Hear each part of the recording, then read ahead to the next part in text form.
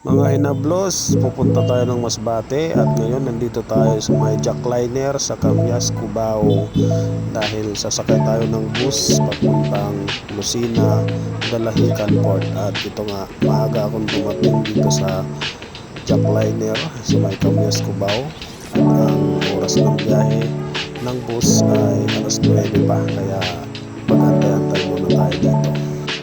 Ang first trip nga pala ng P2P na bus ay alas 6 at itong sasakyan ko naman ay alas 9 pupuntang Dalahican Port sa may Lucena at darating doon ng alas 12. Pwede na palang umakyat kahit wala pang tao, kaya nagdesisyon ako na dito na lang magkape sa loob ng bus, kaya tara, kape tayo.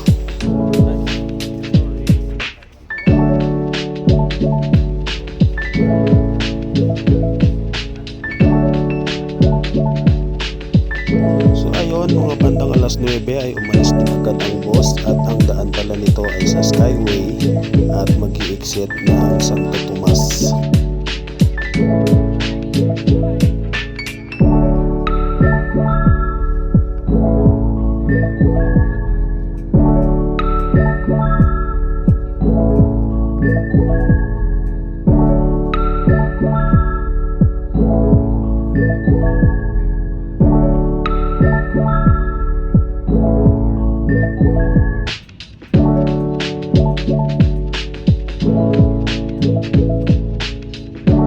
Meron nga din palang palibreng cupcake at nagbigay rin ng libreng mineral water si jackliner dito sa P2P na mga bus nila. So ayun na nga, hindi pa kami nakakalayo. Nakikita nyo naman, ayan o, Fisher's Mall pa lang. Buti na lang hindi matraffic, kaya tuloy-tuloy ang daloy.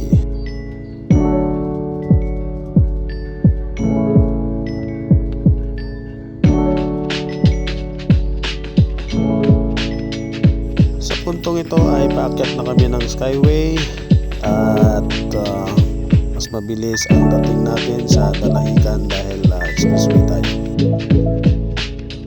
Naisip ko na magagandang tanawin ang makikita ko habang nagbubiyahe, kaya mananahimik na muna ako para mag-enjoy sa makikita mga tanawin sa daan papuntang Lucena.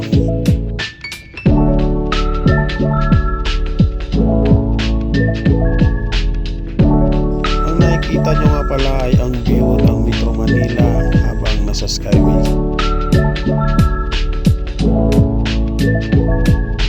At ito naman ang view sa labas ng Metro Manila habang nasa expressway.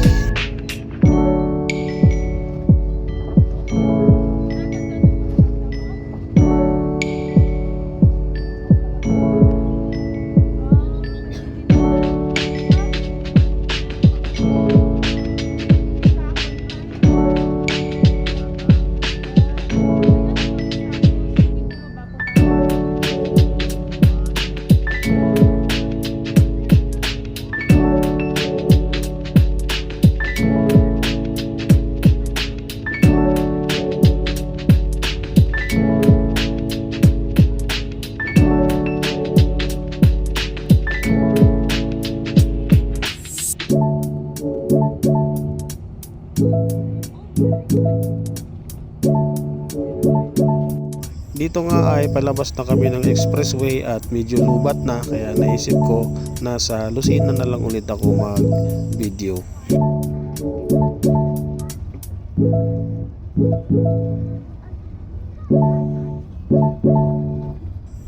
Nagagandahan nga pala ako sa bundok na yan, pero hindi ko alam kung ano ang pangalan ng bundok. Ano kaya pangalan nito, guys?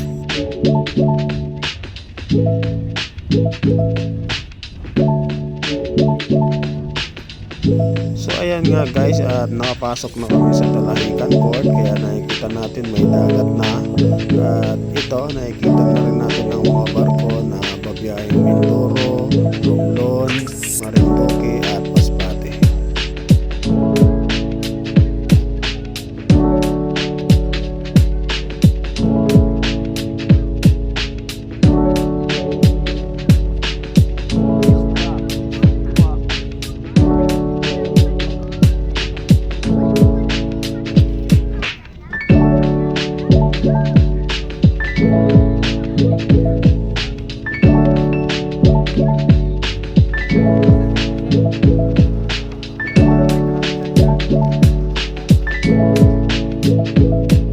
Papunta na nga po tayo sa ticketing office at sa passengers building para doon natin aantayin ang boarding time ng barko na papuntang Masbate.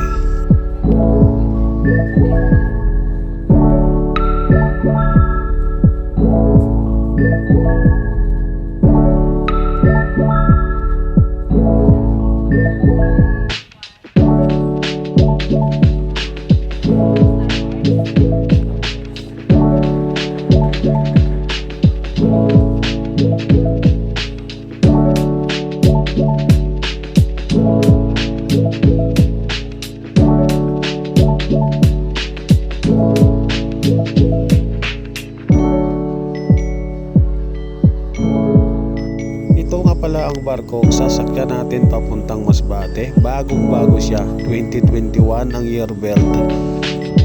Hindi siya second hand, hindi siya rebuilt, at lalong hindi siya modified. Star Horse, baka naman.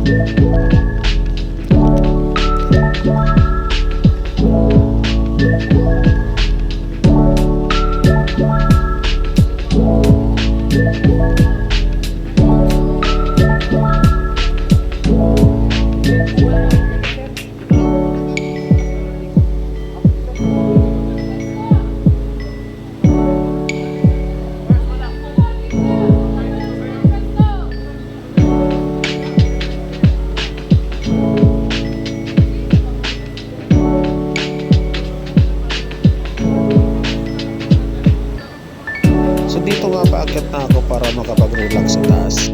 Ito nga palang itsura ng huli sa taas. Tingnan nyo naman, makinis ang flooring kasi nga bago.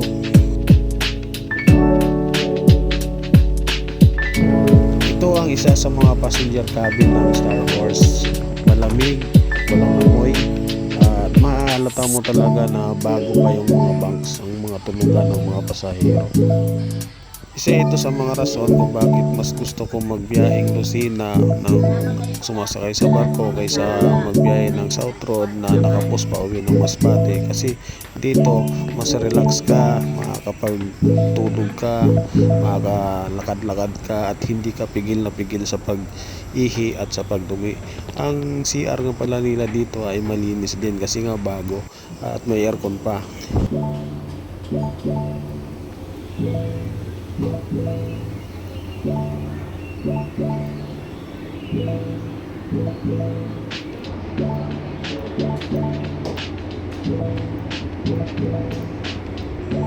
Dito nga din po pala ang kantin nila. Dito ka makakabili ng cup noodles, tubig, soft drinks, tinapay at biscuit. Sa ngayon wala pa silang menu sa Lotto.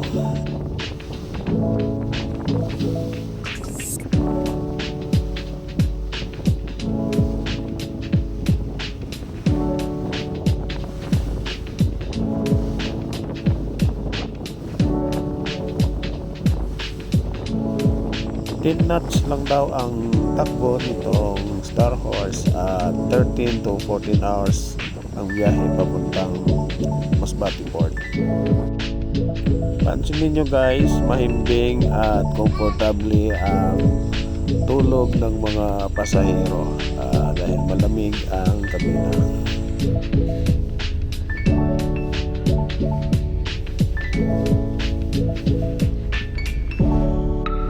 So ayun na nga, umaga na at malapit na kami sa Masbate. Ang sarap lang dahil parang natulog ka lang, pag-gising mo, nasa Masbate ka na, hindi ka napagod sa biyahe.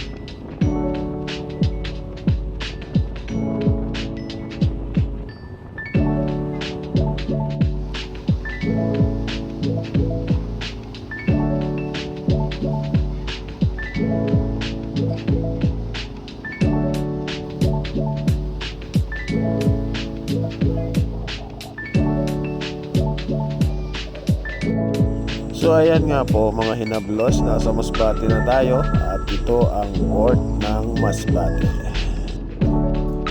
Welcome to Masbate, the rodeo capital of the Philippines and the home of the beautiful cowgirls and cowboys.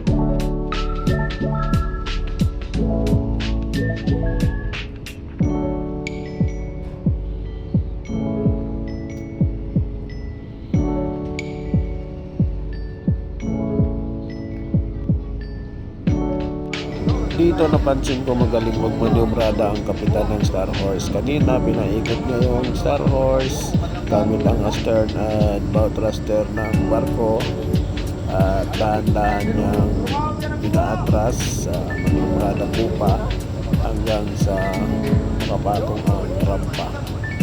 Yan na, dating magmanyobrada.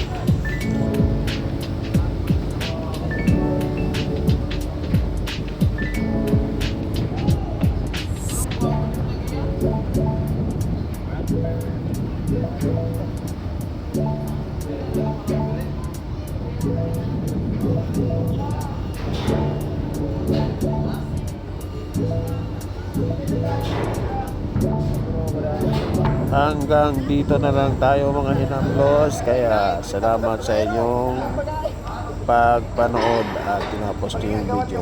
Hola!